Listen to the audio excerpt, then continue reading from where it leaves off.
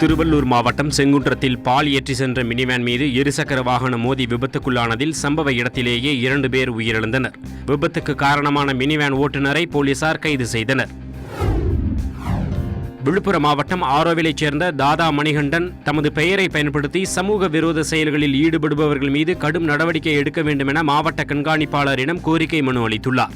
தங்கள் பகுதியில் நிகழும் குற்றச்செயல்களுக்கும் தமக்கும் எந்தவித தொடர்பும் இல்லை எனவும் ரவுடி தொழிலை விட்டு திருந்தி குடும்பத்தினருடன் நிம்மதியாக வாழ்ந்து வருவதாகவும் மனுவில் அவர் குறிப்பிட்டுள்ளார். மதுரை காமராஜபுரம் பகுதியில் மர்ம நபர்களால் பிரபல ரவுடி மாறி வெட்டி கொலை செய்யப்பட்ட சம்பவம் அப்பகுதியில் பரபரப்பை ஏற்படுத்தியுள்ளது. அண்மை காலமாக காமராஜபுரம் சுற்றுவட்டார பகுதியில் கொலை சம்பவம் அதிகரித்து வருவதாக அப்பகுதி மக்கள் குற்றம் சாட்டியுள்ளனர்.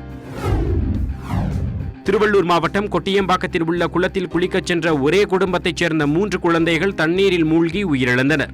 கோடை விடுமுறைக்காக சொந்த ஊருக்கு வந்த குழந்தைகள் உயிரிழந்த சம்பவம் பரிதாபத்தை ஏற்படுத்தியுள்ளது. டாஸ்மாக் பணியாளர்கள் மீது மோசடி வழக்கு பதிவு செய்யப்படுவதை கைவிடக் கோரி அரசு பணியாளர் சம்மேளனம் சார்பில் கடலூர் மாவட்ட ஆட்சியர் அலுவலகம் முன்பு ஆர்ப்பாட்டம் நடைபெற்றது. மோசடி வழக்கு தொடரும் முடிவை கைவிடாவிட்டால் மாநிலம் தழுவிய போராட்டத்தில் ஈடுபட போவதாக அவர்கள் எச்சரிக்கை விடுத்துள்ளனர்.